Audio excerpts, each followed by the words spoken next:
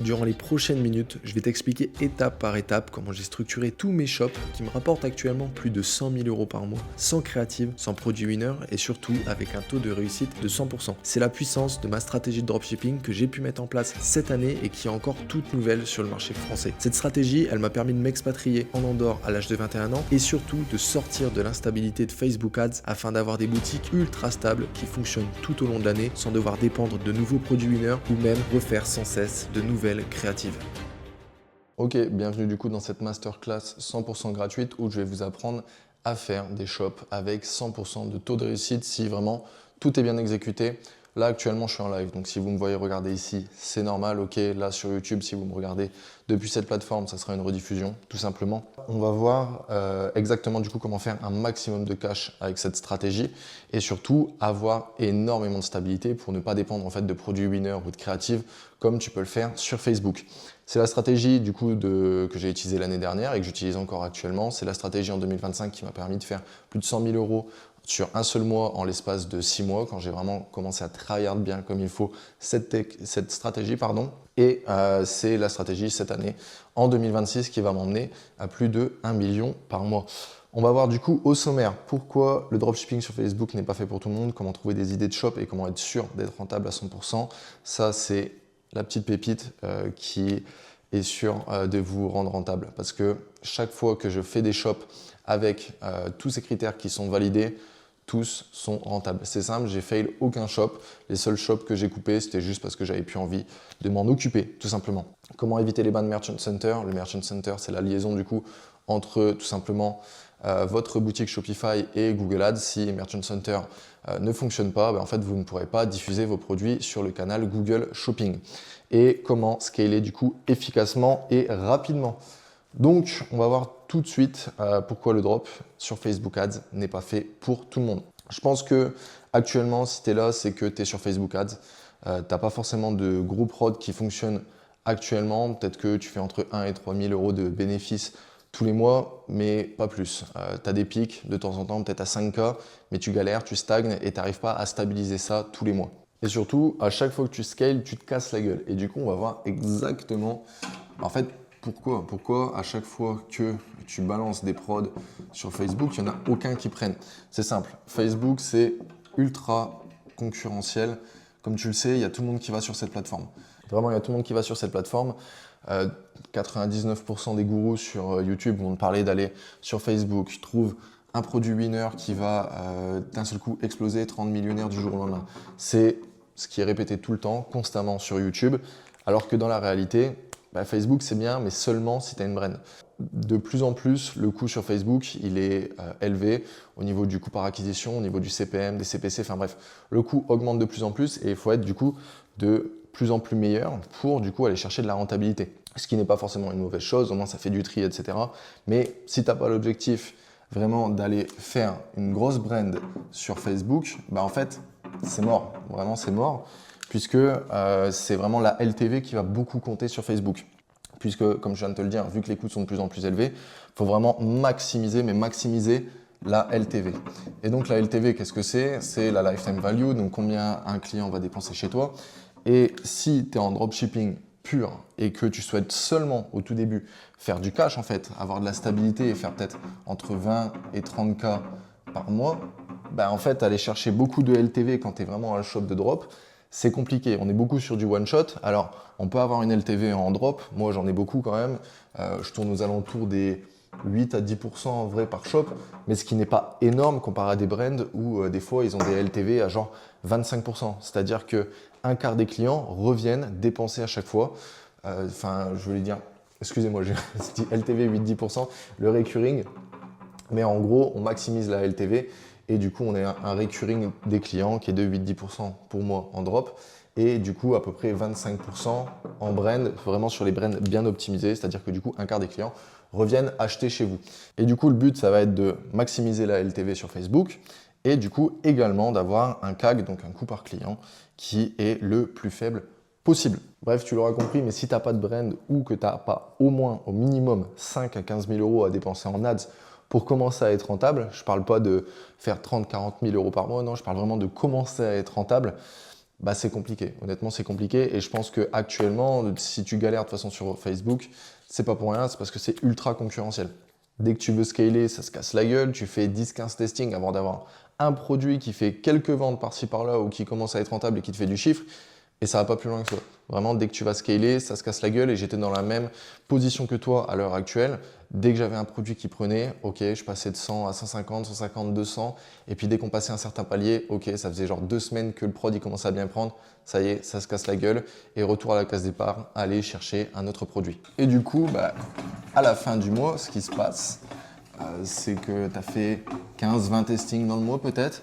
Et tu te dis, putain, mais quand est-ce que je vais trouver un autre winner, vraiment un winner qui va me faire exploser, qui va me faire énormément de bénéfices. Et au final, tu fais ça pendant 1, 2, 4 mois, puis ensuite 8 mois. Et au final, ça fait 8 mois que tu es là à stagner entre 1 et 3K de bénéfices et tu fais rien d'autre que ça. Honnêtement, tu fais rien d'autre que ça. Tu stagnes. Encore une fois, comme je l'ai dit, tu vas peut-être avoir des pics à 5, 7K de bénéfices par mois. Mais c'est pendant les périodes genre Q4, Black Friday et autrement, tu ne feras pas plus que ça. Mais du coup, la vraie question également, c'est pourquoi tu stagnes? Vraiment, pourquoi sur Facebook, tu es là à chercher et il n'y a pas un moment où ça explose? Pourquoi tu es là à stagner depuis 7, 6, 8, peut-être un an même? Tu es là à stagner à ce niveau de bénéfice. C'est simple. Sur Facebook, il faut comprendre la plateforme. Les gens sur Facebook ou même Instagram ou encore TikTok, les gens, ils sont juste là pour scroller. Ils ne sont pas là pour acheter ou quoi, ils sont juste là pour se divertir, envoyer des vidéos marrantes à leurs potes ou c'est tout. Honnêtement, c'est tout, faire leurs posts, raconter leur vie, blablabla. C'est tout. De base, ils ne sont pas là pour acheter. La concurrence, elle est ultra élevée. Il y a Tonton Yomi, Marcus, etc. qui vont te parler de Facebook, TikTok Ads. Enfin, tous ces mecs-là vont te parler d'aller sur Facebook Ads. Or, cette stratégie, oui, elle fonctionne en dropshipping, mais elle fonctionnait en 2018.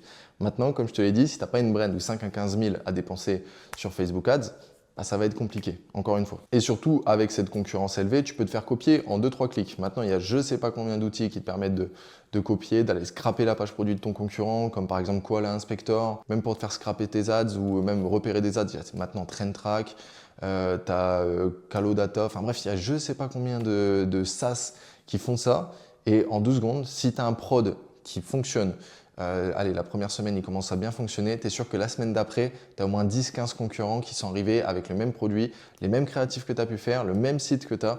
Vraiment, tu te fais copier de A à Z. Et du coup, à ton avis, comment on est sûr de faire de l'argent? Comment on est sûr de faire du cash à 100%? Pourquoi il y a des entreprises du jour au lendemain qui font des millions? C'est tout simplement pour une seule et unique raison, c'est qu'ils sont positionnés sur un secteur où il y a énormément de demandes. Et vu que sur Facebook, les gens ils sont pas là à rechercher des produits ou rechercher des solutions à leurs problèmes, ils sont juste là pour se divertir, c'est pour ça que c'est compliqué pour nous. Ces entreprises qui font des millions, ils sont pas là à sortir des produits que tout le monde s'en fout, non.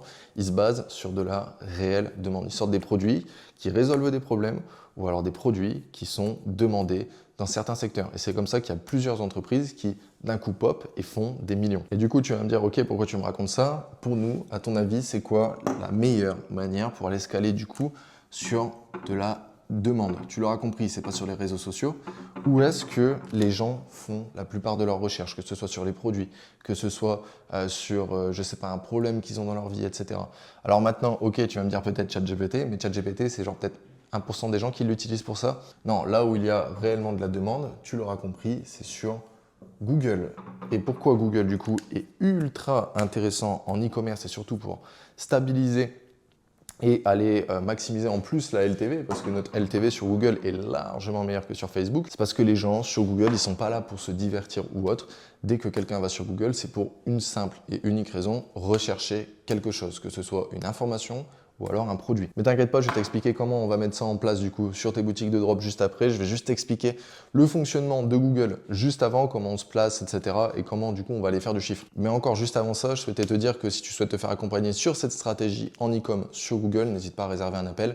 Le lien, il se trouve du coup dans la description et ça sera le premier lien. Bon, du coup, on va voir le fonctionnement tout de suite de Google. Comment fonctionne Google? Parce que Google, il y a deux parties bien distinctes de Google. Hop, on a du coup une partie qui est le SEO et ensuite on a une partie du coup qui est le SEA.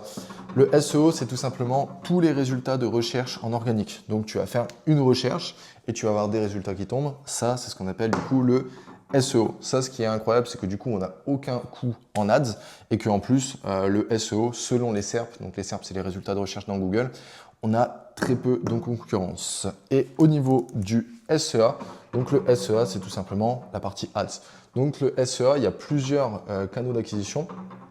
On va avoir du coup ce qu'on appelle Google Shopping. Donc en fait, c'est quand vous avez marqué, je sais pas, le mot-clé gourde, vous allez avoir plusieurs produits qui vont s'afficher comme ça, hop, en haut, sous différentes cases. Il y a 6 résultats de recherche normalement à chaque fois. Et vous allez avoir du coup le titre juste ici. Et puis ensuite, en dessous, vous allez avoir le prix, est-ce qu'il y a des avis, etc. Donc ça, c'est Google Shopping. Ensuite, on a également ce qu'on appelle la search. Donc la search, qu'est-ce que c'est? C'est comme les résultats en SEO, mais tout simplement avec la petite mention sponsorisée, tout simplement. Ensuite, on va avoir également le display. Donc le display, c'est tout simplement les photos, etc. sur les sites partenaires. Par exemple, si vous allez sur Le Bon Coin, vous allez peut-être sur, je sais pas, des sites comme Le Parisien, etc., tous les médias, vous allez avoir du coup sur le côté du display ads. Et puis également, on a du coup du YouTube ads. Ou YouTube Ads, vous l'aurez compris, c'est quand vous êtes sur YouTube, vous avez des pubs sur les vidéos, tout simplement. Donc ça, c'est vraiment la partie du coup SEA de Google. Mais le point commun du coup entre le SEO et le SEA, c'est que à chaque fois qu'une personne va venir soit via le SEA, soit via le SEO, c'est que la personne a fait la demande, a fait la recherche. Elle ne peut pas arriver comme ça. En fait, sur Google, c'est du pull marketing. On attire les gens vers nous.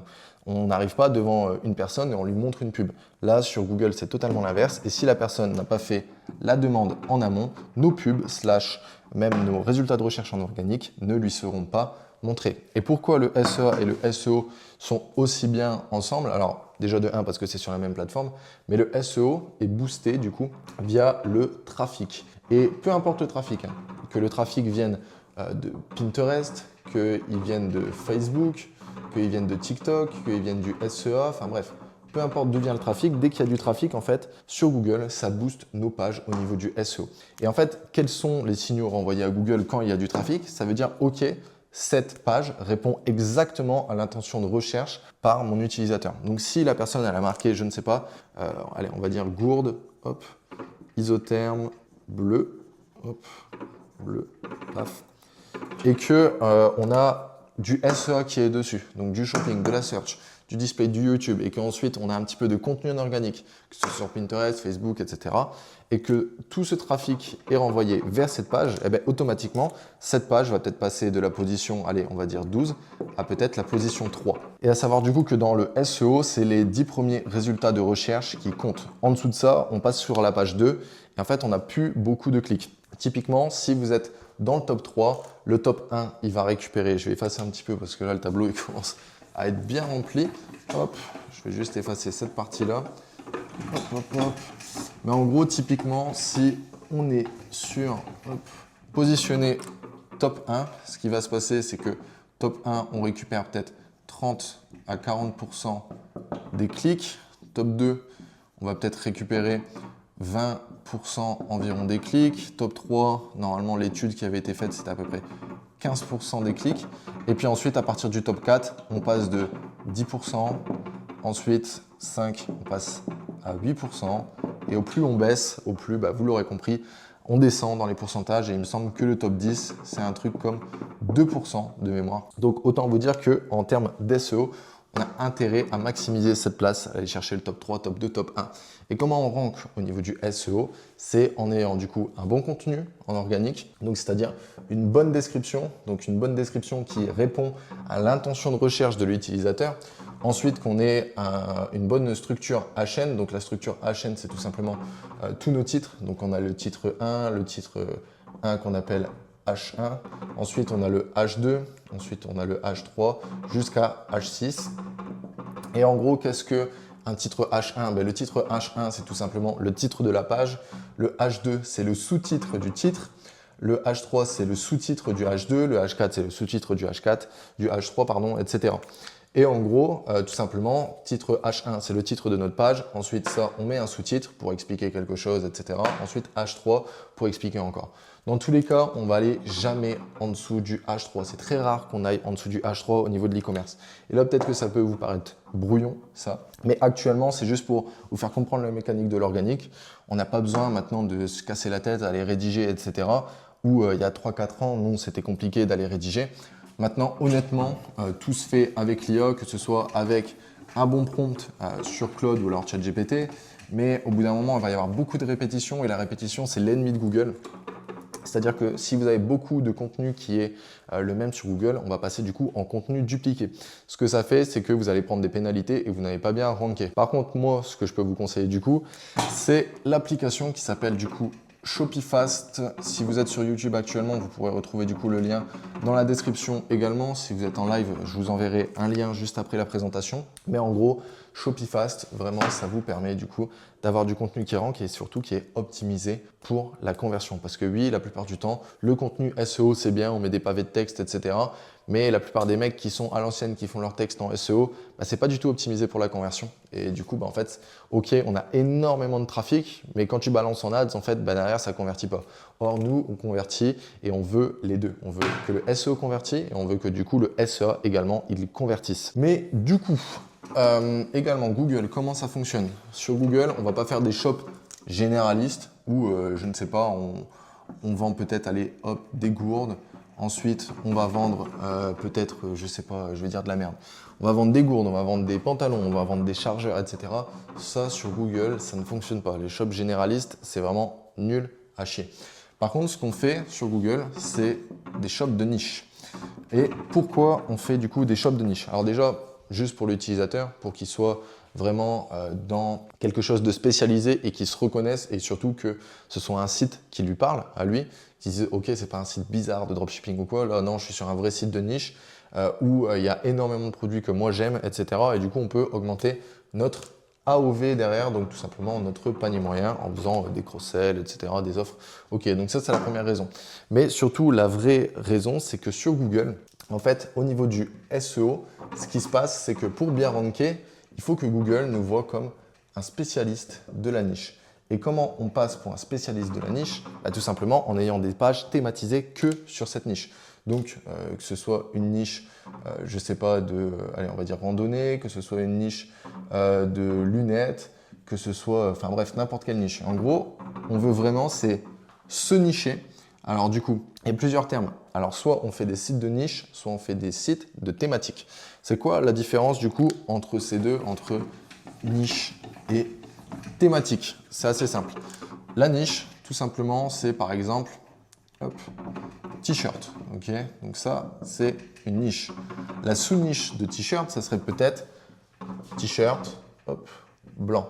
Ok, donc je sais qu'il y en a beaucoup qui aiment bien aussi aller se spécialiser comme ça sur des sous-niches. Honnêtement, les sous-niches, je vais conseiller vraiment que si on a beaucoup de volume. Et de toute façon, on va voir les critères juste après de comment on repère des niches qui font énormément de trafic et de cash. Et surtout, où on est sûr à 100% de faire de l'argent. Donc ça, la niche, ça serait t-shirt. La sous-niche t-shirt blanc. La thématique, du coup, dans ce cas-ci, tu l'auras peut-être compris, mais ça serait du coup vêtements. Ok, on ferait du coup un site de vêtements où là, on irait du coup avoir des pantalons, des t-shirts, des gants, enfin bref, tous les accessoires et tous les vêtements possibles. Ok, donc ça, la différence entre les deux, qu'est-ce que c'est? C'est que, tu l'auras compris, thématique, en fait, on a beaucoup plus de potentiel de scaling. Et pourquoi? C'est que sur Google, on est limité par du coup les mots-clés, les recherches des gens. S'il n'y a pas de demande, en fait, c'est compliqué d'aller du coup vendre. Ok, ça va être compliqué. C'est-à-dire que si par exemple ici, on a à peu près, je sais pas, 200 000 recherches mensuelles. Ça veut dire qu'on a 200 000 personnes à qui on peut potentiellement montrer nos annonces, notre site. Mais du coup, on ne peut pas aller au-dessus. C'est impossible. C'est pas comme sur Facebook où on pousse du coup notre pub à la vue des clients. Ici, par contre, imaginons que sur la thématique, on a un M, et bien du coup, notre TAM, notre total marché adressable, il est de 1 million. Mais c'est impossible du coup qu'on passe au-dessus de ça. Donc, en gros, sur Google, on est limité par le nombre de recherches, ce qui fait que par exemple, une niche, on peut savoir à peu près à l'année combien elle peut faire. C'est rare qu'elle fasse au-dessus, honnêtement, puisque du coup, comme j'ai dit, on est limité par le nombre de recherches. Et c'est pour ça que la thématique, c'est pas mal si tu veux vraiment aller scaler en fait à la verticale, c'est-à-dire aller chercher vraiment un shop qui fait du 1, 2, 3, 4, 5, 6 KDI. La niche, c'est bien pour aller faire des shops qui font peut-être entre 500 et 2 KDI, allez, on va dire. On est limité à l'année. Par contre, ce qu'on va faire du coup, c'est du scaling à l'horizontale. On va dupliquer les shops. C'est deux manières de faire. J'ai fait de la niche, j'ai fait de la thématique. Maintenant, je suis plus sur de la thématique que de la niche parce que je trouve que je suis meilleur à mettre mon focus que dans une seule chose.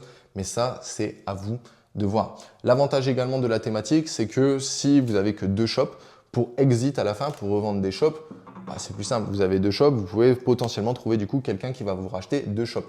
Par contre, si vous avez un parc avec 50 sites, c'est compliqué de trouver une personne qui va vous racheter les 50 sites. Parce qu'en termes de gestion, etc., c'est totalement différent 50 sites que 2 sites de thématique, même si le chiffre est égal. Après, l'avantage de la niche, c'est par contre que ça tourne en automatique.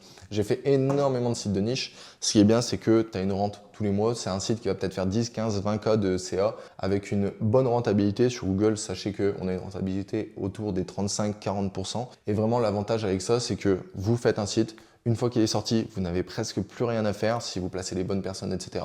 Je vais vous expliquer encore par la suite comment on fait pour trouver les personnes, comment on fait des process, etc. Mais si vous avez des niches, pour tourner en automatique, si vous avez envie juste d'avoir une rente tous les mois, honnêtement, la niche sera le mieux. Par contre, si vous avez envie de scaler à des hauts niveaux et potentiellement prendre un exit, je pense que la thématique, ce sera le mieux pour vous. Bon, du coup, on va voir comment trouver des idées de shop et comment être sûr du coup d'être rentable. Parce que du coup, il y a plusieurs critères à respecter. Si vous respectez vraiment tous ces critères, je suis sûr à 1000%, mais vraiment à 1000%, que vous allez être rentable du coup sur cette stratégie. Très simple, comme je te l'ai dit, si tu veux un taux de réussite de 100%, ça passe par une seule et unique chose, c'est du coup l'analyse. Si ton analyse en fait n'est pas bonne au départ, tu es sûr que tu vas foirer tes sites. Si tu lances en fait sur une niche où il y a zéro concurrent en drop, que ton panier moyen il est peut-être à 15 euros, que le CPC il est à 1 euro, bah, tu es sûr que tu ne vas pas réussir. Ça va être compliqué. Par contre, si du coup dans ton analyse ça respecte ces critères que je vais t'énoncer du coup, hop, dès maintenant, bah, tu es sûr en fait de faire de l'argent et d'être rentable avec ta boutique. Déjà, à savoir que sur Google, tu n'as pas besoin de produits flashy, problèmes, solutions, etc. Non, absolument pas. Tu n'as vraiment pas besoin d'avoir ce genre de produits. Moi, ce que je peux vendre, c'est des trucs assez simples, peut-être des tables, allez, on va dire des canapés. Alors, canapé, table, c'est un peu chiant au niveau de la logistique, mais genre des réveils, des veilleuses, enfin des trucs ultra boring que sur Facebook ça passerait pas parce qu'il n'y a pas de wow effect, ça va pas en fait stopper l'utilisateur quand il scrolle sur la plateforme. Là sur Google, vu que on se cale vraiment sur une demande, tu peux réellement tout vendre, que ce soit des produits à 10 euros comme des produits à 10 000 euros. Moi je vends actuellement des produits entre 50 et 1500 euros. Je vends de tout, honnêtement j'ai plusieurs sites et je vends de tout. Je peux vendre des meubles, je peux vendre des trucs ultra simples comme des réveils, comme je vous l'ai dit. Ensuite, des vêtements. À savoir que moi, je suis principalement sur vêtements et déco parce que c'est les trucs où il y aura tout le temps de la demande.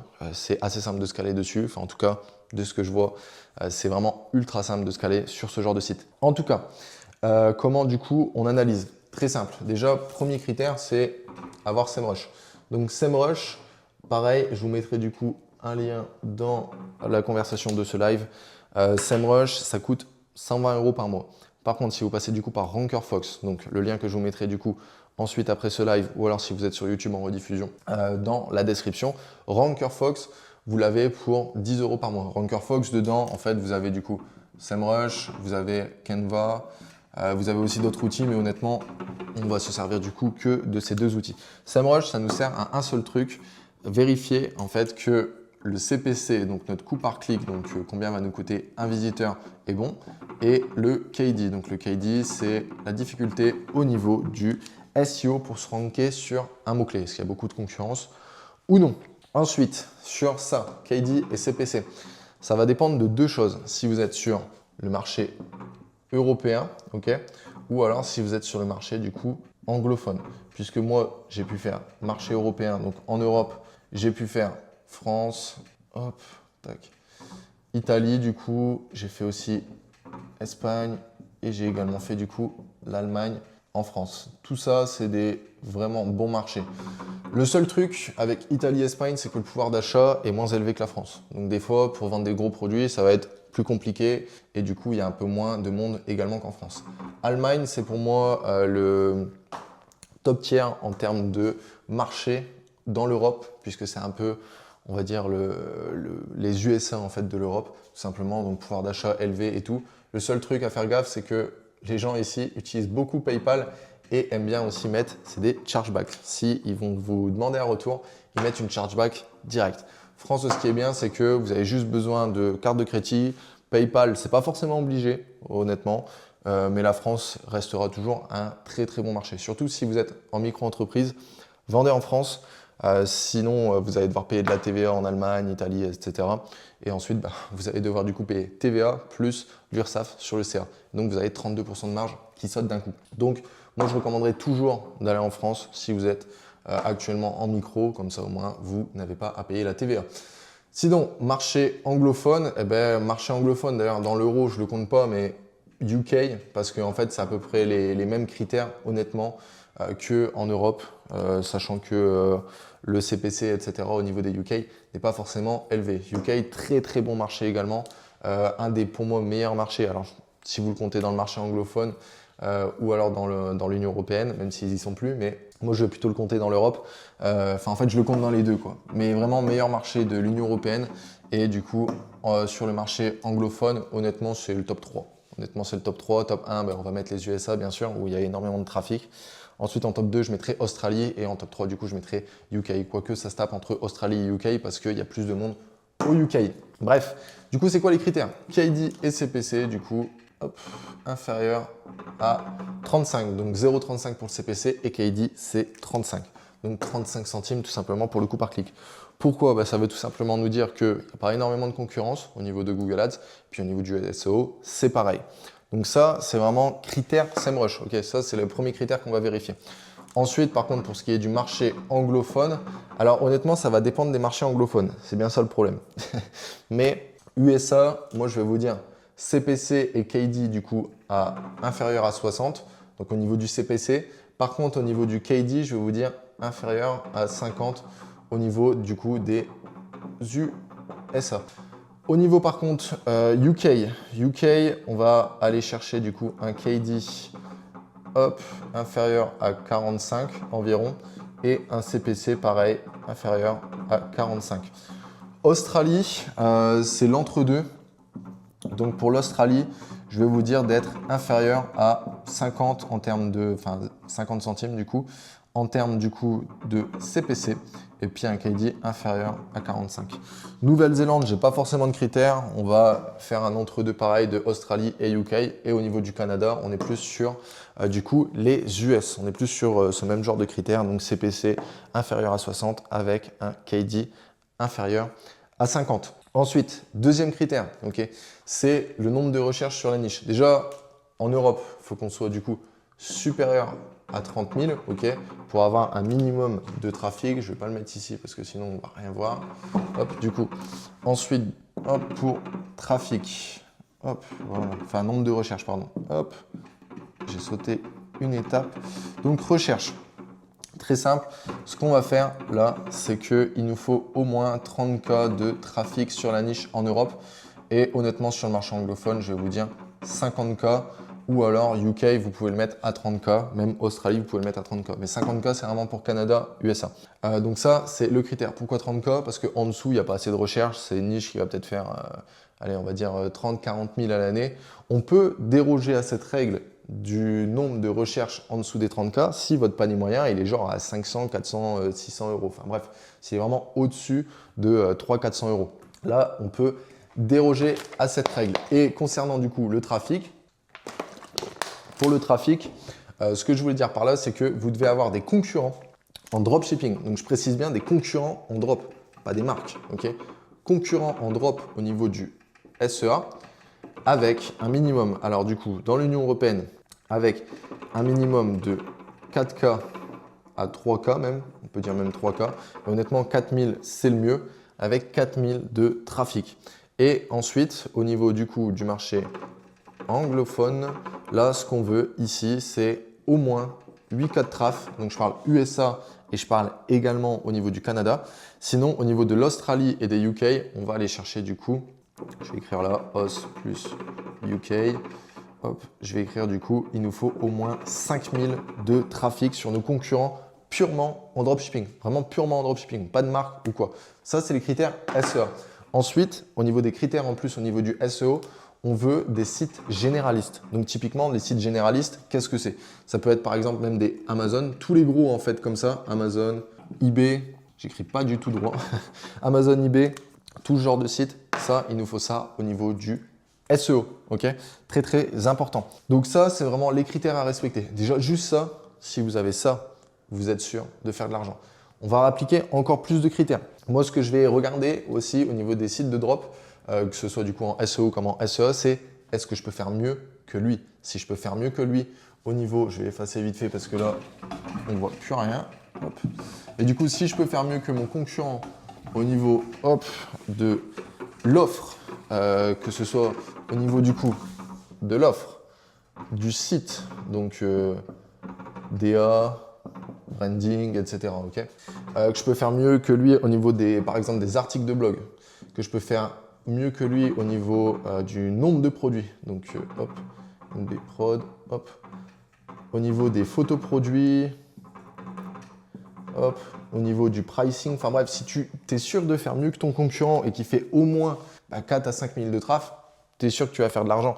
Parce que 4 à 5 000 de traf avec des outils comme SimilarWeb ou alors TrendTrack, ce qui va se passer en fait, c'est que eux, c'est un petit peu sous-estimé. Donc peut-être qu'on va être à 7, 8, 7, 8 000 de traf. Ça fait environ 200 visiteurs par jour. 200 visiteurs par jour avec un taux de conversion à 3, ça fait aller 5, 6 commandes, voire 7, aller dans les meilleures journées. 7 commandes avec, allez, on va dire un panier moyen à 100 € pour que ce soit facile. Eh ben, du coup, ça fait 700 € par jour. Okay, donc ça fait une niche à peu près à 20K de CA mensuel, 20 à 25, enfin entre 20 et 25K de CA mensuel, tout simplement.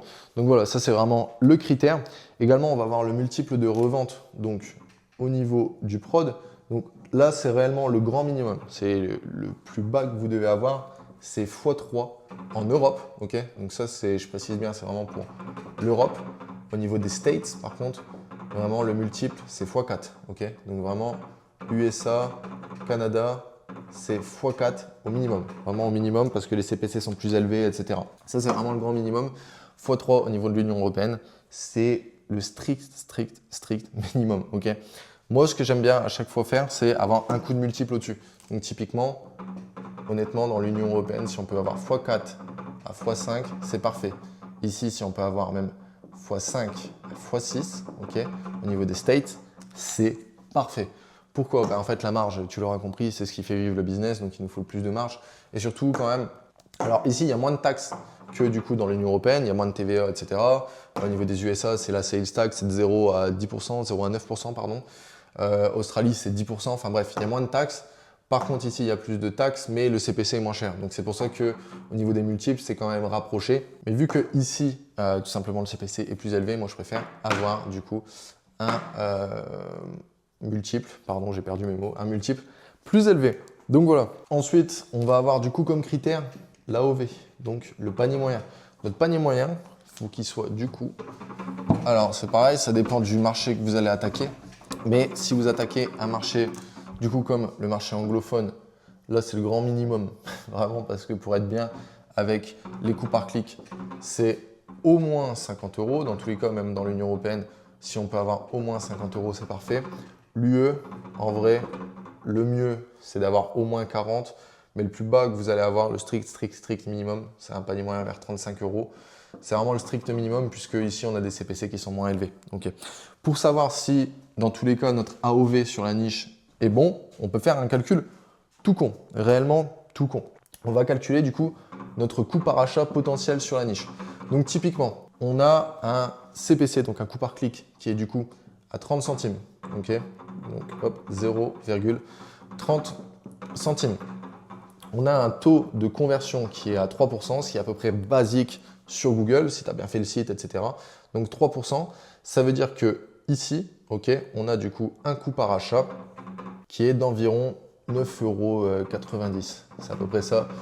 Le coût par achat, du coup, donc 9,90 €. Si tu as un panier moyen qui est du coup aux alentours des 35 € comme ici, tu sais qu'il te reste 25 € de marge entre les deux pour payer du coup ta TVA ou alors ton URSSAF Du coup, également payer ton coût prod, décompter, je sais pas si tu utilises des logiciels, Shopify, etc. Donc tu sais qu'il te reste ça par produit pour payer du coup tout ça juste ici puisque ton coût en ads est à 9,90 €, ton coût par achat est à 9,90 €. Donc 25 €, on a quand même encore une bonne marge. Okay, donc ça, c'est un calcul honnêtement à faire sur des niches quand vous hésitez. Si tu te dis ok, le panier moyen il m'a l'air un peu bas, etc. Faites ce calcul honnêtement. Pareil, vous pouvez mettre des multiples de pourcentage de taux de conversion plus bas. Vous pouvez mettre 2% honnêtement, mais c'est rare qu'on soit en dessous des 2% au niveau de Google. 2%, c'est vraiment sur des sites où on a un panier moyen qui est quand même assez élevé, typiquement des canapés ou des trucs comme ça.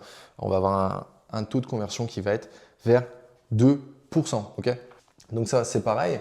Ça, c'est un des critères à respecter à chaque fois et surtout calculer votre coût par achat potentiel. Ça va vous permettre vraiment d'être sûr encore plus que ça va fonctionner. Également, le nombre de produits. Donc le nombre de prod, c'est ultra important sur Google. Parce que au plus tu as de produits, au plus déjà au niveau du SEA, tu étends du coup ton TAM, donc ton total marché adressable. Donc on élargit le nombre de demandes sur lesquelles on peut se placer et du coup on peut également améliorer du coup notre CA et derrière la renta tout simplement. Mais également au niveau du SEO, ce qui va se passer, c'est qu'au plus vous avez de pages qui est sur votre niche thématisée, au plus Google va vous voir comme un expert de la niche, puisque c'est normal, vous traitez de énormément de sujets dans la niche, donc c'est normal qu'il vous voit au bout d'un moment comme un expert. Donc c'est vraiment l'avantage d'avoir énormément de produits, c'est qu'au niveau du SEA, on étend notre TAM et au niveau du SEO, on rank plus facilement. Le nombre de produits, c'est le grand minimum, vraiment le grand minimum, 120. Honnêtement, je lance aucun site avec moins de 120 produits. Et ça, c'est en plus du coup 120 même à 150 honnêtement, c'est du coup le MVP. Le plus qu'on peut avoir de prod, le mieux c'est. J'ai des sites avec 1500 à 2000 produits honnêtement. Et c'est les sites qui font le plus de sites. Pourquoi? Le TAM est plus grand et j'ai plus de pages, donc je rank mieux au niveau du SEO. C'est du coup normal. Mais au plus vous pouvez avoir de prod, au mieux c'est.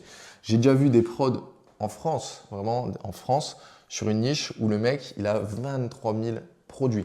Et c'est une niche tous les mois, enfin une thématique plutôt, tous les mois où le mec, il fait du 100 à 150 000 de traf avec un panier moyen vers 200 €. Tu sais que le mec, il fait tous les mois à peu près 400, 500 K de CA facilement. Et je sais que à peu près pour avoir ça, honnêtement, son coût en ads, il doit taper des ROS de 3 facilement. Je crois qu'il a une structure en France, le mec, de ce que j'ai vu. Mais dans tous les cas, structure en France ou pas, il doit payer sa TVA en France. Je pense qu'il marche vers 20%, honnêtement, un truc du genre, vers 20-30%. Donc je te laisse faire le calcul, mais tu sais qu'il fait au moins entre 100 et 180 000 par mois de bénéfices. Donc ce qui est énorme, honnêtement, ce qui est vraiment pas mal. Et du coup, ensuite, si vous êtes sur la niche, okay, si vous ne partez pas sur une thématique, mais si vous êtes sur une niche, ça c'est le petit plus, c'est est-ce qu'il y a possibilité ou pas d'aller ensuite sur la thématique. Donc en gros, on commencerait sur la niche, donc je sais pas, on commencerait sur la niche comme j'ai dit tout à l'heure, t-shirt, et ensuite on irait sur les vêtements. Ça c'est que si vous partez en niche, le mieux honnêtement, moi ce que je vous conseille c'est de partir en niche, faire au moins 1 ou 2 sites de niche pour vraiment vous prendre la main là-dessus. Et puis ensuite, partez sur de la thématique pour aller vraiment scaler à l'horizontale.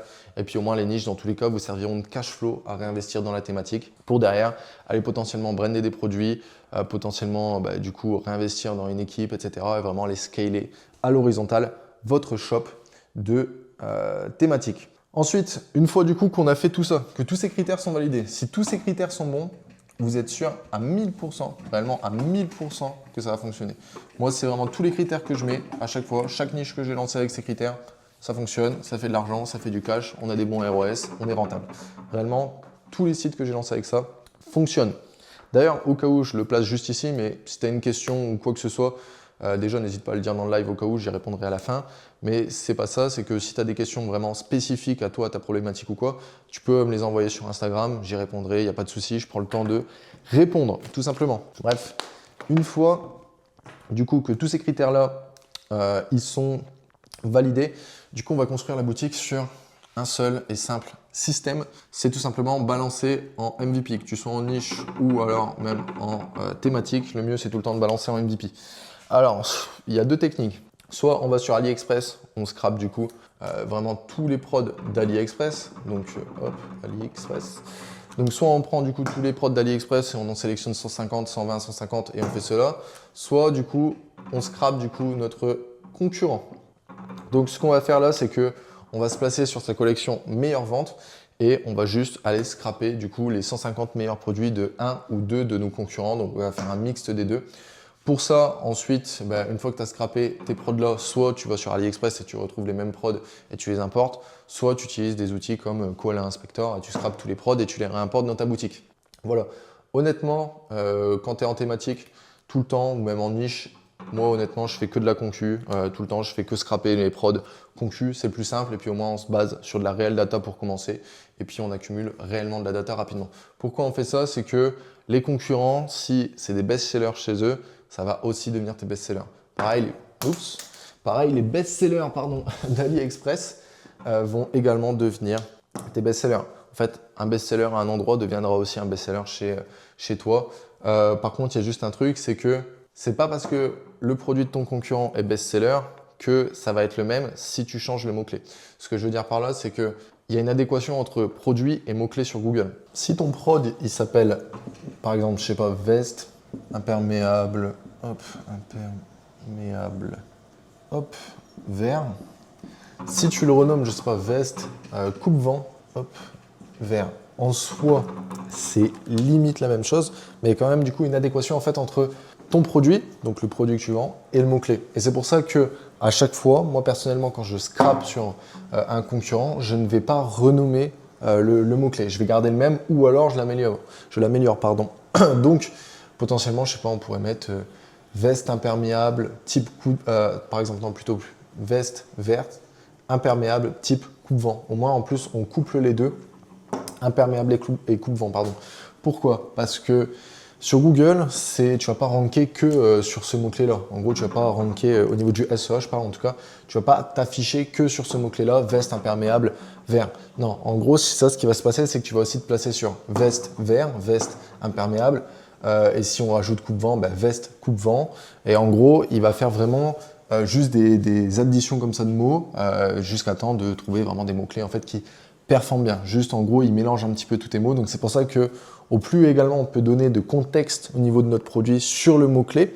Donc typiquement, on va faire ça dans le meta title, pas dans le titre de la page, mais vraiment au niveau du meta title, donc ce qui va ranker en fait déjà de 1 au niveau du SEO, ce qui va s'afficher sur les recherches, également au niveau du SEA, ce qui va être affiché, au plus on peut donner de contexte, au mieux c'est, du coup, au plus on pourra aller déjà élargir notre TAM et surtout aller cibler les bonnes personnes et du coup, ça on revient à faire plus d'argent, tout simplement. Donc pas besoin de 500 produits du coup pour commencer, juste vous commencez avec 120, 150 produits, 200 max. Honnêtement, moi je lance tout le temps entre 120 et 200 produits, ça dépend des niches. Ça dépend de si c'est une niche avec énormément de recherche ou alors une thématique avec énormément de recherche. Ça dépend aussi des concurrents. Si les concurrents ils ont genre 3000 produits, pour les concurrencer au minimum, on va envoyer peut-être 200, 300 produits. On essaye de se mettre en gros 10% de eux au niveau de leurs produits. Donc voilà, ça dépend de ça actuellement. Si tes concurrents, je sais pas, leur version finale actuellement de leur site, c'est genre 300 produits, je vais concurrencer là avec 50%. C'est plus simple du coup d'aller prendre leur part de marché, tout simplement. Donc voilà, le lancement MVP, personnellement, c'est ce que je recommande. Après, honnêtement, si tu as le temps de faire tous les produits d'un coup, peut-être, je sais pas, c'est une niche avec 300-400 produits, limite ne lance pas en MVP, ça va te demander peut-être une semaine de taf en plus, mais au moins le site est déjà fait et tous les prods seront déjà envoyés au niveau du Merchant Center. Donc voilà, une fois du coup que tu as scrappé tous tes prods, il faut faire le site. Donc pour le site, il faut titre, du coup, donc trouver le titre avec des mots-clés sur du coup SEMrush. Donc on prend que de la longue traîne. Donc typiquement, qu'est-ce que c'est de la longue traîne? Ta niche, pardon, c'est, je sais pas, veste imperméable, par exemple. Et en gros, un mot-clé, ça c'est ton mot-clé du coup courte traîne. Veste imperméable, c'est ton mot-clé de niche. Un mot-clé longue traîne, c'est typiquement veste imperméable coupe-vent. Tu vois, parce qu'en fait, il y a plusieurs mots derrière ton mot-clé en fait ciblé, ton mot-clé de niche, tout simplement. Si ça serait juste veste imperméable vert, c'est de la moyenne traîne. Okay, en gros, qu'un mot derrière ton mot-clé ciblé, c'est moyenne traîne. À partir de 2, c'est de la longue traîne. En règle générale, c'est ça.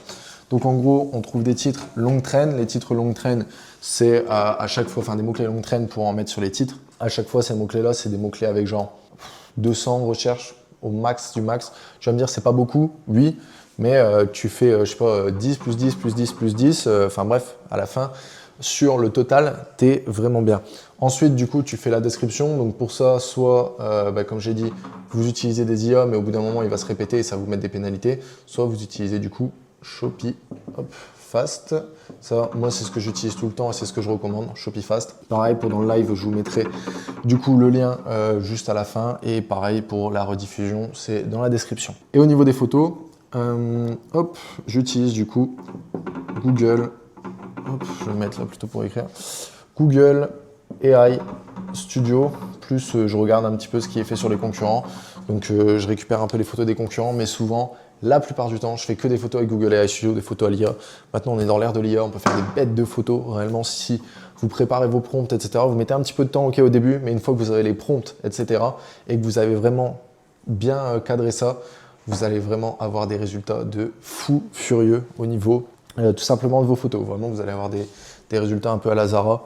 Donc là, le taux de conv, honnêtement, il va être décuplé. Sachant que les photos, c'est ce qui fait 80% de votre taux de conversion. Réellement, c'est le premier point de contact avec tous les clients que vous allez avoir. Si le carrousel photo il ressemble à des vieilles photos d'AliExpress, les gens ne vont pas convertir et ils vont se barrer direct. Du coup, une fois que tu as fait tout ça, là, on va passer du coup à l'étape la plus cruciale. C'est, j'efface ça. C'est du coup le Merchant Center. Alors ça, c'est obligatoire si vous n'avez pas de Google Merchant Center, vous ne pourrez pas diffuser sur Google Shopping. Ce qui va se passer du coup, c'est que vous perdez un des canaux d'acquisition les plus rentables de Google, si ce n'est le canal d'acquisition le plus rentable, puisque c'est directement un comparateur de produits, un comparateur de prix.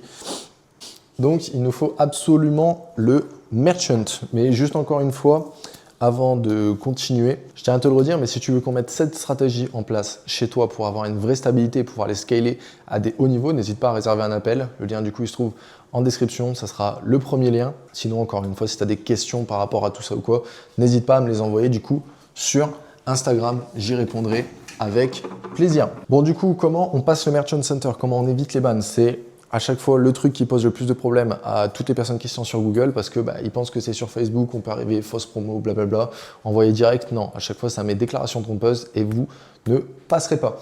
Tout simplement, moi, j'ai une petite checklist à chaque fois. Donc déjà, de 1, tout le temps de 1, le shop en mode no-brand. Qu'est-ce que j'appelle un shop en mode no-brand? C'est tout simplement un site avec déjà zéro fausse promo, déjà, de 1. Le site le plus minimaliste possible. Donc déjà sur la homepage, moi je laisse juste le héros, donc la photo de base. Ensuite, ce que je vais faire, c'est que je vais laisser juste la collection meilleure vente en dessous.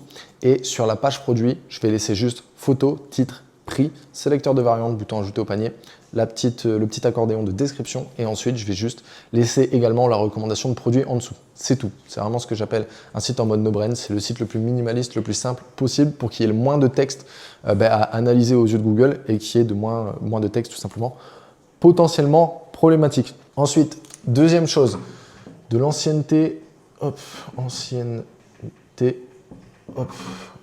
pour le NDD. Donc le NDD, c'est le nom de domaine. Typiquement, si tu as acheté ton nom de domaine la semaine dernière, je sais pas, tu l'as appelé, monappliquemural.com, un truc comme ça, tu l'as acheté la semaine dernière et que tu connectes une semaine après au niveau du Merchant Center, tu as moins de chances de passer avec un NDD qui a genre une semaine qu'avec un NDD qui a du coup, 5-6 mois par exemple. Le but ici, c'est d'avoir au moins un mois d'ancienneté avant de connecter au niveau du merchant. Sinon, ça peut poser problème. À chaque fois, j'attends au moins un mois avant de lancer et de connecter au niveau du merchant. À chaque fois que j'ai eu des soucis au niveau du merchant, c'était tout le temps des NDD qui n'avaient pas d'ancienneté en fait. Donc vraiment, l'ancienneté au niveau du nom de domaine, ça joue énormément. Si vous pouvez récupérer des noms de domaine expirés, donc des noms de domaine qui ont déjà été utilisés et qui n'ont pas servi à des choses spammy, etc., tu auras plus de chances de passer. Donc l'ancienneté au niveau du nom de domaine, c'est également du coup ultra important.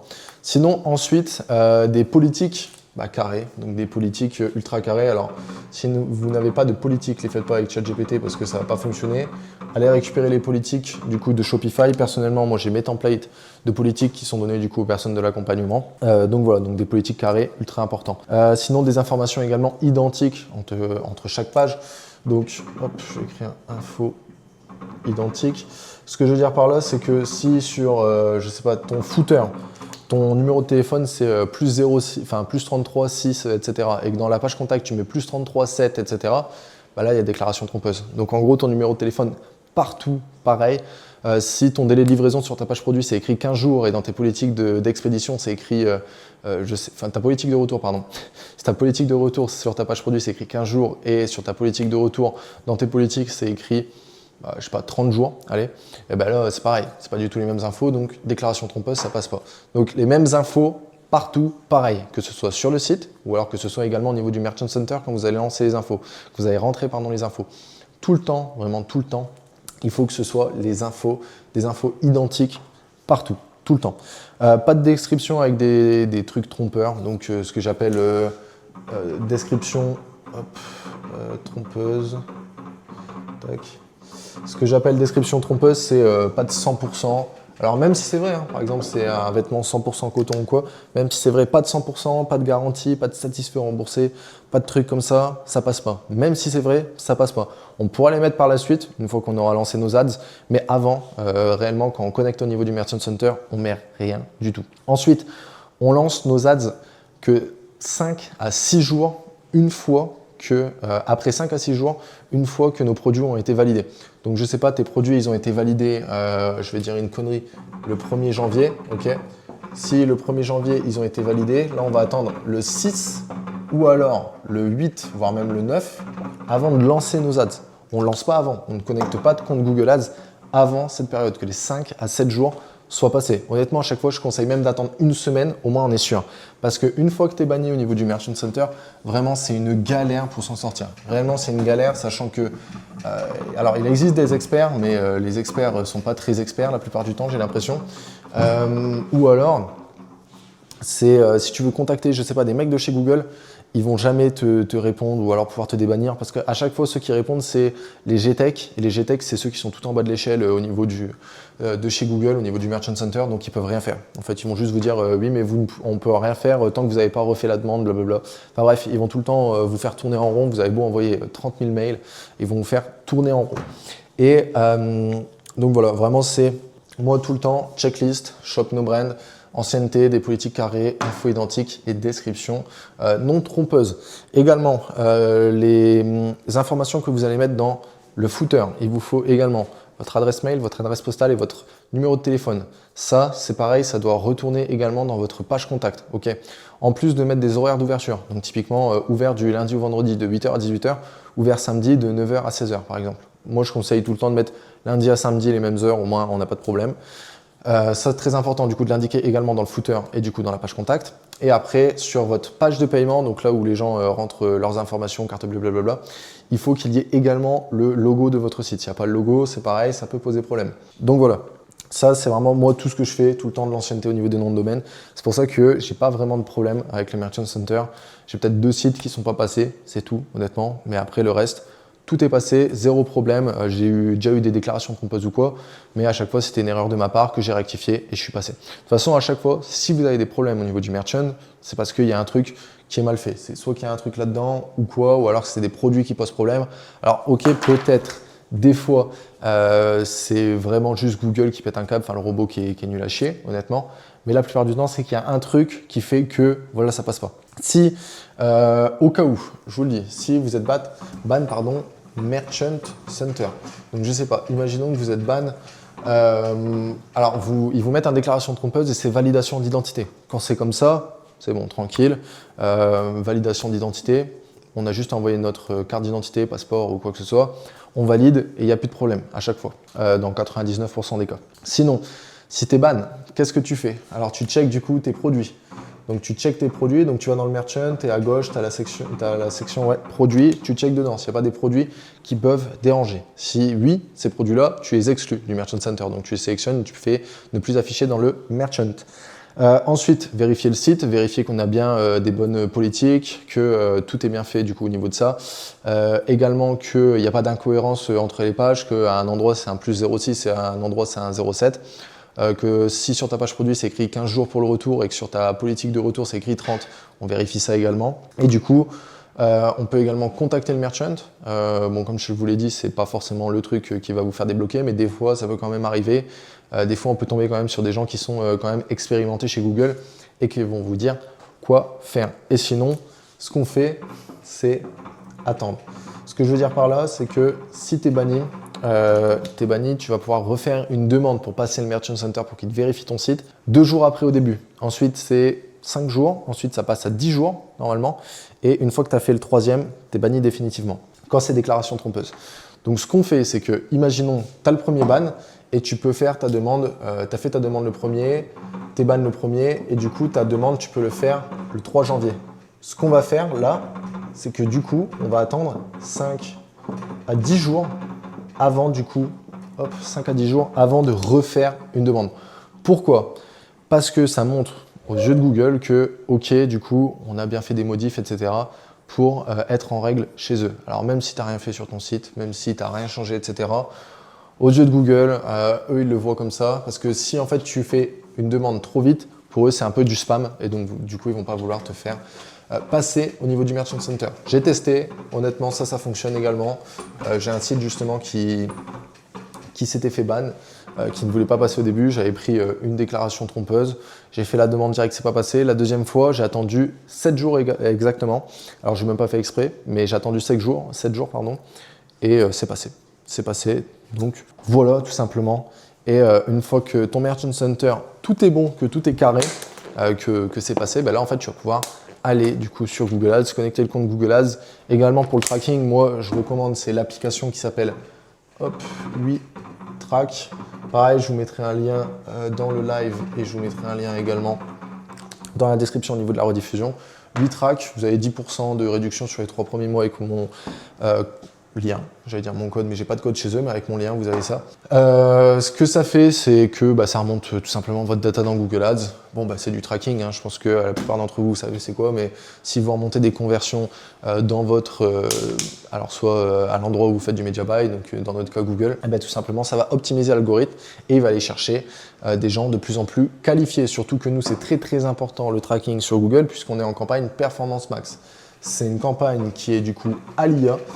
Et donc, comme tout IA, elle a besoin de contexte et le contexte pour nous, c'est les conversions. Donc, si vous ne savez pas bien remonter ça, en tout cas si ça remonte mal, que vous n'avez pas un bon tracking ou même zéro tracking, ça va être compliqué pour l'algo de s'optimiser et d'aller chercher de plus en plus de data et donc de chiffres et de rentabilité par la suite. Sachant que c'est ultra important d'avoir le tracking. Alors déjà pour ça, mais également, vous allez voir par la suite pourquoi c'est ultra important. C'est parce que dans notre campagne, il y a un truc également qui fait que on est obligé d'avoir un bon tracking. Alors déjà la PMax parce que c'est une campagne à l'IA, mais pour autre chose, et je vais vous expliquer juste après. Du coup, on va voir comment scaler efficacement et surtout rapidement. Chaque fois, c'est la question, comment scaler sur Google. Comment on scale, qu'est-ce qu'on fait, est-ce qu'on augmente les budgets pub, etc. Alors oui, on augmente les budgets pub, ça c'est logique, mais du coup, augmenter les budgets pub, oui, mais jusqu'à temps d'avoir un certain... on va stopper un endroit, en gros. Ce que je veux dire par là, c'est que moi, voici ce que je fais. Alors, il n'y a pas de testing sur Google. Si toute l'analyse est bonne, auparavant, tu as 0 testing, tu es sûr que ça va fonctionner. Personnellement, je n'ai jamais parlé de testing sur Google, je balance et j'optimise. Okay, alors, des fois, la rentabilité peut venir en 1 semaine, des fois, ça peut prendre 2 mois. Le truc, c'est qu'à chaque fois, si ça prend 2 mois, c'est parce que c'est soit une niche ultra concurrentielle, soit ton site n'est pas optimisé, soit l'offre elle n'est pas bonne. Enfin bref, il y a toujours un truc qui fait que, ok, tu n'es pas rentable direct. C'est toujours quelque chose qui fait que peut-être que ton panier moyen est trop bas ou quoi. Mais même, tu vois, cette erreur de panier moyen, tu ne l'auras pas si tu as fait le calcul du CPC. Donc du coup, augmenter les budgets pub, oui, mais par la suite, on va mettre un ROS cible. On le met, en tout cas pour moi, je le mets à partir de 100 € de budget pub par jour. En dessous, je ne le mets pas. Qu'est-ce que c'est le ROS du coup cible? Le ROS cible, c'est juste, on va dire à Google, ok, je veux que tu m'atteignes ROS de 3, donc un retour sur investissement publicitaire de 3. Donc typiquement, tu dépenses 100 €, tu lui dis ok, je veux que tu me fasses du coup ROS de 3, ce qui veut dire que tu veux qu'il te fasse 300 € de CA à la journée. Ou alors c'est pas la journée la plupart du temps, mais ce que je veux dire par là, c'est que tu lui demandes ROS de 3 et c'est lissé du coup sur les 30 derniers jours à chaque fois. Donc en gros, peut-être qu'un jour tu vas faire 5, le lendemain tu vas faire 2, après tu vas faire 3, après tu vas peut-être faire 1,5, après tu vas faire 4, enfin bref, à la fin il faut que ça lisse vers 3. Pourquoi je ne le mets pas avant? C'est parce qu'avant, honnêtement, c'est beaucoup. Enfin, tu n'as pas assez de data en fait. Le ROS cible, il fonctionne quand tu as beaucoup de data et tu as de la data qui est accumulée. C'est-à-dire au moins 50 conversions sur une période glissante de 30 jours, tout le temps. Sinon, à chaque fois, honnêtement, ça ne sert à rien, je trouve, de mettre un ROS cible en dessous, autant rester en budget journalier. Et donc, tu l'auras compris, si tu veux un minimum 50 conversions à chaque fois sur une période glissante de 30 jours, il te faut du budget. Donc, c'est pour ça que je le mets tout le temps à partir de 100 €. Je ne le mets pas en dessous. Alors, ça peut m'arriver, honnêtement, mais quand c'est comme ça, c'est parce que j'ai déjà sur 30 jours, j'ai au moins 50 conversions. Typiquement, sur des sites avec un panier moyen vers 30 €, vers 70 €, tu peux caler le ROS cible, même peut-être vers 50, tu vois. Typiquement, du coup, comment je scale? Moi, ce que je fais et comment je teste, ce que je fais, c'est que je balance entre 20 et 40 € du coup de budget en ads. Ok, je laisse tourner ça pendant 2 semaines. Les 2 premières semaines, c'est ultra aléatoire, c'est normal, tu n'as pas de data, tu viens de lancer l'algorithme, il va les tester à droite, à gauche, etc. jusqu'à temps qu'il reçoit des signaux. Donc les signaux, tu l'auras compris, c'est les ventes. Ce que je fais, c'est qu'on va se caler que j'ai mis 30 €. Ce que je fais, c'est que je passe de 30 à 45. Ensuite, de 45, je passe à 60 la plupart du temps. 60, ensuite, je passe à 80. Et là, ensuite, 80, je vais passer du coup à 100 € d'ad spend. À partir de là, je vais stabiliser pendant, je sais pas, 1 ou 2 semaines. J'essaye de récolter le max de data. J'essaye d'avoir au moins les 50 conversions. Une fois que j'ai les 50 conves, je me cale du coup en ROS. Hop, cible, tac. Donc du coup, ROS cible, comment on le définit? Bah, c'est simple. En gros, ce qu'on va faire, c'est qu'on va regarder notre ROS. Hop, j'efface. Il va falloir que je change la brosse parce que là, commence à être vraiment crade. Je me cale sur le ROS historique. Donc, hop, ROS historique. Donc, imaginons que mon ROS historique, je sais pas, il est de 2,30. Allez, on va dire 2,30. Si il est à 2,3 actuellement, mon ROS historique des 30 derniers jours, je vais me caler 20% au-dessus. Donc en gros, je vais dire à Google, ok, il faut que tu ailles me chercher 250%. Du coup, ce qui fait 2,5 de ROS. Comment on fait? Tout simplement, on va sur la campagne, sur le nom de la campagne, on clique sur roue crantée, sur la petite roue crantée, pardon. Et ensuite, on va dans système d'enchères qui sera en maximiser la valeur de conversion. Et du coup, on clique sur la petite case, définir un retour sur investissement publicitaire. Et du coup, on se met 20% au-dessus, tout simplement, de notre ROS historique. Une fois que notre ROS historique il est atteint, donc ça va mettre 1 à 2 semaines. Une fois que notre ROS cible est atteint, ce qui va prendre 1 à 2 semaines, voire 3. Ça dépend des niches. Des fois, c'est plus rapide, des fois, non. Ce qu'on fait, c'est que si tu es à un ROS cible, je sais pas, de 2,5, donc qu'il atteint ton ROS cible et que tu es à 100 € d'ad spend par jour et qui dépense aussi ces 100 €, ça veut dire que s'il atteint ces 2 métriques-là, ça veut tout simplement dire que tu as une des 2 métriques à bouger, que ce soit ton budget journalier ou alors que ce soit ton ROS cible. Moi, quand c'est comme ça, je vais bouger le ROS cible jusqu'à temps d'aller entre 2,8 et 3,2 hors période de Q4. En période de Q4, je suis entre 3 et 3,3, 3,4, ça dépend. Donc en gros, voilà, parce qu'il y a une adéquation du coup entre ton budget et ton ROS cible. Et surtout, quand tu es en ROS cible, tu dis à ta campagne, ok, je veux que tu m'atteignes ce ROS. Le budget, il est secondaire en gros. Le seul but de la campagne quand tu es en ROS cible, c'est atteindre le ROS que tu lui as fixé. Donc typiquement, je ne sais pas si tu as mis les 200 € d'ad spend en journalier et que tu as mis un ROS de 3. Et que sur cette journée, il voit que pour atteindre ROS de 3, il va pouvoir dépenser au maximum que 120, 130 €. En fait, ce qui va se passer, c'est qu'il va dépenser du coup que 130 € pour atteindre ce ROS. Et du coup, ça nous fait gagner les 70 €. Et c'est pour ça que le ROS cible, c'est ultra puissant. Parce que du coup, ça te fait économiser de l'argent. Donc, ROS plus élevé également. Et du coup, plus de rente. Donc ça, c'est un peu la killer features de Google. Honnêtement. Sinon, comment du coup on scale à partir de là? Une fois que ton ROS cible il est réglé, là on va bouger les budgets jusqu'à temps qu'à un moment donné, il n'arrive plus à dépenser tout son budget en journalier et en éteignant un ROS que tu lui as fixé. Donc je ne sais pas si tu es à 3,2, peut-être baisse à 3 et après tu vois et tu essayes d'augmenter encore un petit peu le budget. Sinon, si ça bloque, c'est parce que là, au niveau du shopping, ça bloque. Par contre, du coup, ce qu'on peut faire, c'est que on peut améliorer notre taux de conversion. Ce que ça va faire automatiquement, c'est que si on passe d'un taux de conv de 1.5 à 3, ben on fait plus de ventes. Et si on fait plus de ventes, le ROS aussi est plus élevé. Donc ça peut te permettre de débloquer des situations et du coup d'aller augmenter ton budget pub. Il y a ça. Optimiser du coup ton panier moyen. Donc si tu gagnes plus d'argent avec sur toutes tes ventes, ton ROS il va augmenter. Donc du coup, il atteint plus facilement son ROS cible. Donc mathématiquement, tu peux également augmenter l'ad spend.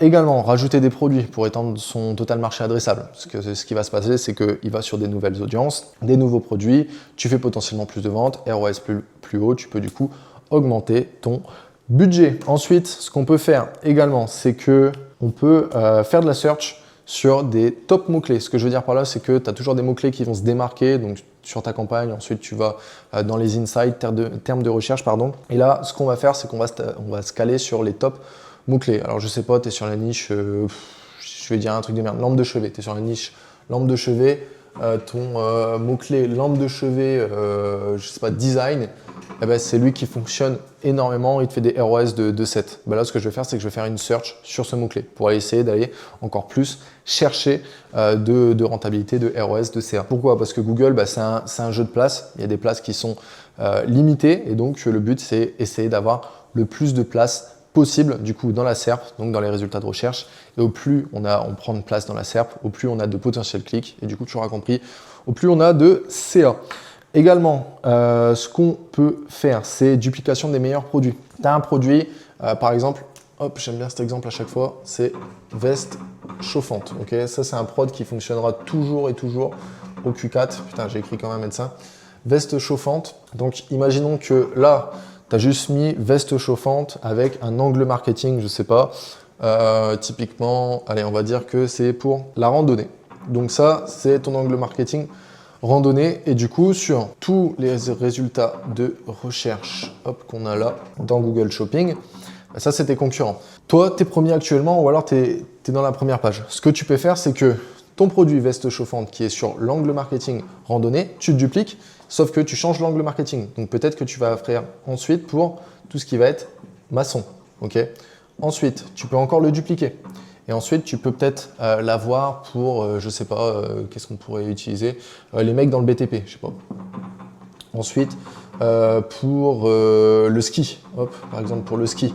Et en gros, ce que ça va faire, c'est que ton top produit qui te rapporte peut-être 5K hop, de bénéf, ben en fait, automatiquement, si tu le multiplies et que tu l'as 4 fois, et du coup, en plus que tu ranks et que tu prends plus d'espace, ben, peut-être qu'il va te rapporter à la fin 20K de bénéf par mois. Okay.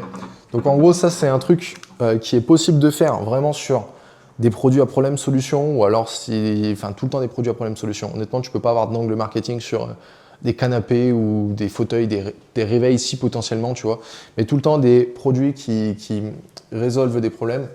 Là, ok, on va pouvoir du coup faire ce truc de dupliquer et d'avoir des angles marketing différents. Sinon, honnêtement, c'est compliqué. C'est compliqué sur le canapé. Donc ça, c'est pas toutes les niches, mais ça, on peut le faire.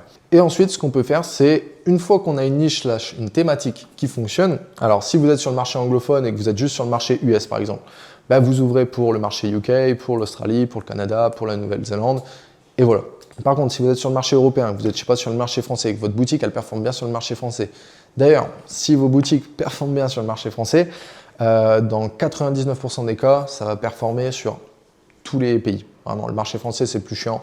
Par contre, dès que ça fonctionne, le marché français, on peut le mettre sur tous les pays. Donc, typiquement, je sais pas, tu es sur la niche, je vais reprendre l'exemple. Hop, lampe, hop, de chevet. Et que, hop, en France, ça fonctionne bien.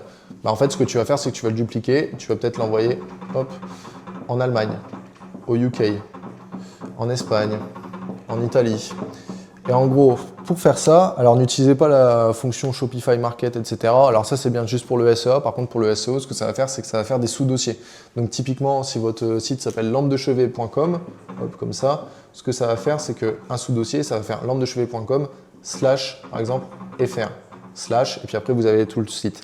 Ce que ça fait, les sous-dossiers, c'est que ça dérègle le SEO. Donc ne faites pas ça. Honnêtement, moi, à chaque fois, ce que je fais quand j'ai dû dupliquer des sites, c'est que je refaisais un compte Shopify. J'essayais de traduire mon nom de domaine, donc je sais pas si site qui s'appelle lampedechevet.com, bah, je vais peut-être l'appeler tablelamp.com, tu vois, pour tout ce qui va être UK. Okay, donc, c'est ce que je fais à chaque fois. On duplique. Et en plus de ça, honnêtement, c'est mieux parce que, imaginons que le site français, t'en as marre, bah, tu l'exites et il te reste encore le site UK, Espagne, Italie, par exemple. Et en plus de ça, vous ne déréglez pas au niveau du SEO, mais ça, c'est le plus important. Donc, comme ça, vous pouvez ranker.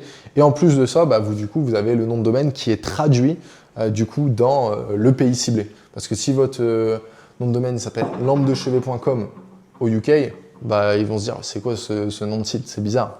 Bon, ils vont se douter que c'est peut-être du français ou quoi, mais ils ne savent pas ce que ça veut dire. Donc au moins là, en plus, on rank mieux parce que du coup, si vous, dans votre nom de domaine, vous avez le mot-clé que vous ciblez, bah, vous rankez mieux automatiquement. Du coup, comment on fait ça d'ailleurs pour ranker, pour se dupliquer dans de nouveaux marchés, bah, vous l'aurez compris. Hop, ce qu'on va faire, c'est que je vais juste remplacer ce truc-là parce qu'il est dégueulasse. Comment du coup on fait ça? Bah, vous allez utiliser des freelances, vous n'allez pas le faire par vous-même. Donc ce que vous faites, c'est que vous récupérez votre site, je sais pas, qui est en .fr, hop, et on va dire que vous voulez le traduire du coup en anglais. Hop, ce qu'on va faire, c'est que vous allez aller dans Shopify, vous allez aller dans Produits, et en haut à droite, en fait, il y a la petite fonction Exporter. Donc ce que vous faites, c'est que vous exportez, hop, tous vos prods. Donc vous les exportez, vous allez récupérer un CSV. Vous ouvrez du coup un nouveau Shopify. Le Shopify, ce que vous faites, c'est que vous allez également dans Produits, vous allez faire Importer. Vous importez du coup tous les produits du shop FR. Et ensuite, ce que vous allez faire, c'est que vous allez juste recruter quelqu'un qui va vous traduire tout simplement tout votre site. Donc le titre, les descriptions, les photos, s'il y a du texte sur les photos, et puis les balises, etc. Vous avez juste à demander à quelqu'un de le faire à votre place. Où on trouve du coup ces personnes? Assez simple. Vous avez juste à aller soit sur Fiverr, soit sur Upwork, soit sur onlinejobs.ph si vous recherchez des gens des Philippines. Ce que je fais moi personnellement à chaque fois, c'est que je vais sur Upwork. Honnêtement, c'est là où on va trouver le plus de personnes.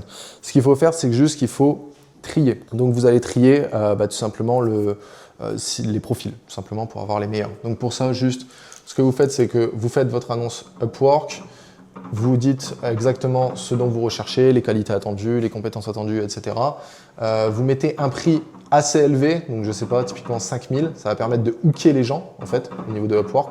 Également, ce que vous pouvez faire, c'est dans le titre mettre par exemple, je sais pas, long term job ou full-time job, blablabla. En fait, tous les trucs qui sont full-time et qui sont long terme, ça va comme ça hooker le plus de gens possible. À partir de là, tous les gens qui vont vous envoyer un message, vous leur demandez de les ajouter sur un Discord. Donc, vous leur demandez leur pseudo Discord, vous les ajoutez, vous les renvoyez vers un serveur. Et ce que vous allez faire à partir de là, dans ce serveur, c'est que vous allez envoyer un message à 1 heure au pif. Alors 1 heure où il y a de l'affluence, hein, pas 1 heure, je sais pas, genre vous n'allez pas envoyer ça à 3 heures du mat.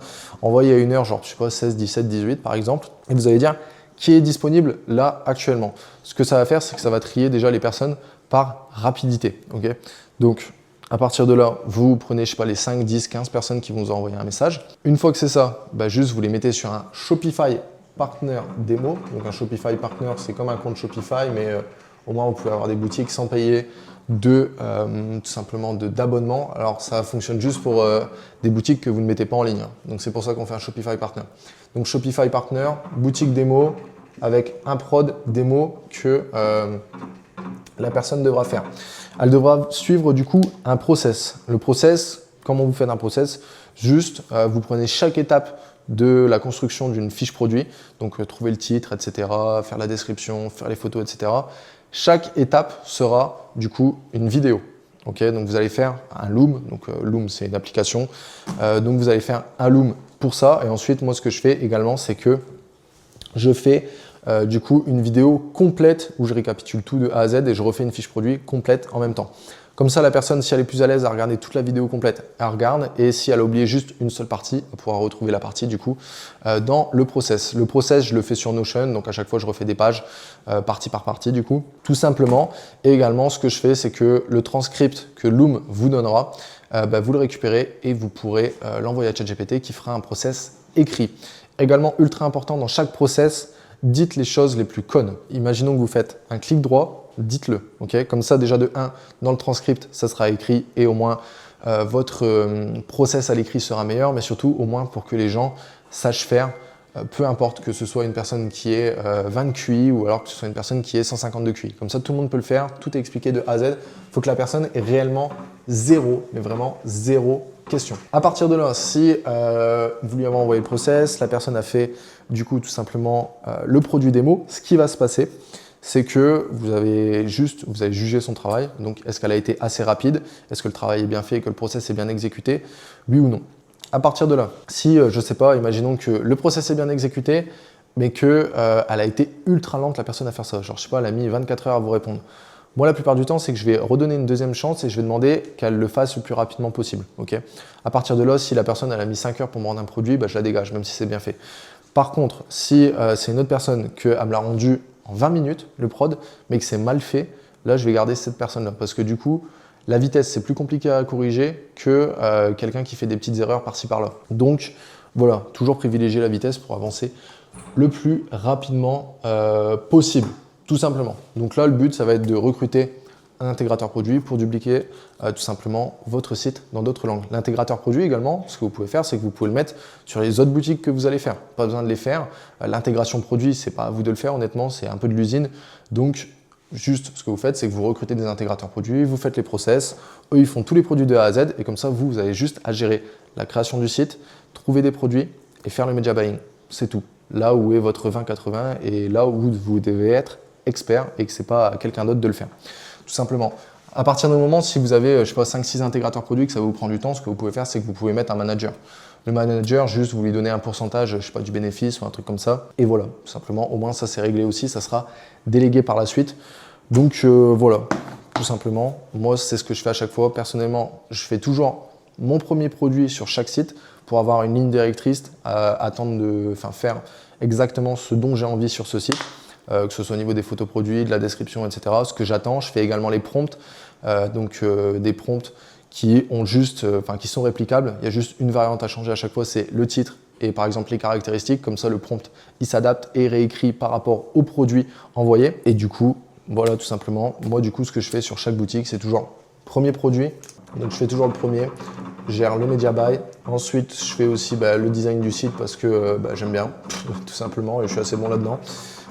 Design du site et puis du coup trouver des prods au début, ok, ça c'est vraiment au début et ensuite ça c'est pareil, ça se délègue tout simplement puisque une fois que notre MVP a été lancé avec les 200 produits, le but ça va être juste d'importer le maximum de produits, donc il n'y a pas réellement de technique, c'est juste aller sur AliExpress, scraper tous les produits que vous pouvez et vous envoyer sur votre site jusqu'à temps de tomber sur plein de produits qui performent, des produits winners, donc des produits juste best-sellers qui fonctionnent, qui font du chiffre parce que du coup il y a toujours une règle 20-80 qui va s'effectuer, 20% de vos produits vont vous rapporter 80% de vos résultats et même à l'intérieur de ces 20% de produits, il y aura toujours encore un 20-80 qui va s'effectuer et ça se fait continuellement en boucle. Donc le but, c'est vraiment tout le temps de trouver des produits qui performent et qui font le plus de chiffres. Typiquement, vous avez un best-seller énorme sur votre site, je sais pas, genre une veste imperméable coupe-vent verte, essayez de retrouver une veste dans le même style. Okay, c'est potentiellement du coup un autre best-seller. Ou alors essayez de le dupliquer, encore une fois, si vous êtes sur un truc problème-solution.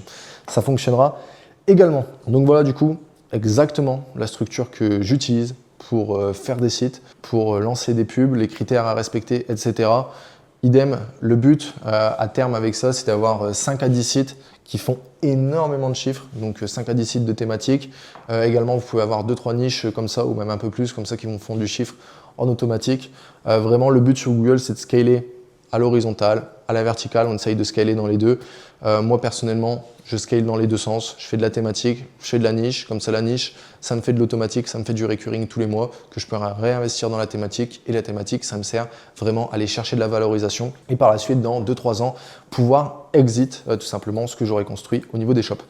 Donc voilà, toute la structure que j'utilise. Il y a encore d'autres choses à parler comme l'optimisation des mails, l'optimisation du SEO on-site, l'optimisation SEO off-site, parce qu'on a parlé que du on-site, ce qu'il faut faire du coup sur les sites, j'ai pas encore tout parlé, mais il y a également toute la partie off-site à faire. Également le remarketing, que ce soit sur Google, on peut avoir d'autres structures aussi de campagne, que ce soit full PMax ou alors que ce soit avec du remarketing, que ce soit juste du display, enfin bref, il y a tout le temps des trucs à aller faire et à améliorer. J'ai pas forcément le temps d'en parler là. Et également du contenu organique sur les réseaux sociaux, tout le temps essayer d'aller pousser, chercher du CA en plus. Et le contenu en organique sur les réseaux sociaux te permet de performer, de rapporter plus de CA et surtout avec une très bonne marge puisque tu n'as pas de coûts en ads.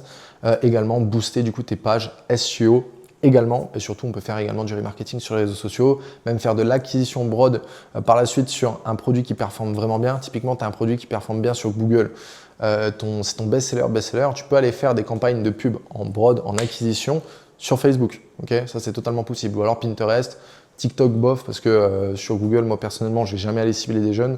Je suis tout le temps ciblé entre 35 et 50 ans pour avoir des personnes qui ont un pouvoir d'achat assez élevé. Si on cible des personnes de 18 ans, le pouvoir d'achat n'est pas très élevé. Bref, tu l'auras compris, mais du coup, toute cette partie-là que je viens de t'expliquer, l'optimisation des ads, SEO, on-site, off-site, remarketing, etc. Bref, tout ça, c'est dans l'accompagnement. D'ailleurs, là, actuellement, c'est juste la V1 de l'accompagnement. La V2 arrive très prochainement. Dans la V2, il y aura une refonte déjà totale de l'accompagnement, de la formation, tout ce qui a été fait. Alors, c'est juste du peaufinage, vraiment juste je peaufine pour avoir vraiment le meilleur accompagnement du marché FR. Et surtout, j'ai rajouté 4 modules, notamment ce module délégation là, qui est encore plus expliqué, comment dupliquer sa boutique dans d'autres pays, etc. Il y a tout qui est rajouté actuellement, plus la refonte totale du coup de l'accompagnement. Bref, dans tous les cas, si tu veux rejoindre l'accompagnement, tu le sais, premier lien du coup dans la description. Et également, si tu as des questions par rapport à toute cette vidéo ou quoi que ce soit, n'hésite pas à me follow sur Insta et même à m'envoyer un DM. J'y répondrai sans aucun souci. En attendant, merci du coup d'avoir été présent pour le live et merci d'avoir regardé cette vidéo sur YouTube au niveau de la rediffusion. Et moi, je vous donne donc rendez-vous dans la prochaine vidéo qui sortira dimanche.